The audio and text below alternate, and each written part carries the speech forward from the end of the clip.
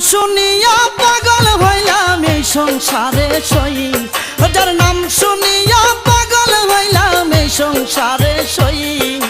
বইলা দে গো প্রাণ সজনী লেংটা বাবা কই, আরে বইলা দে গো প্রাণ সজনী লেংটা বাবা কই। আরে নাম শুনিয়া পাগল হইলাম এই সংসারে সই, নাম শুনিয়া পাগল হইলাম এই সংসারে সই। বইলা দে গো প্রাণ সজনী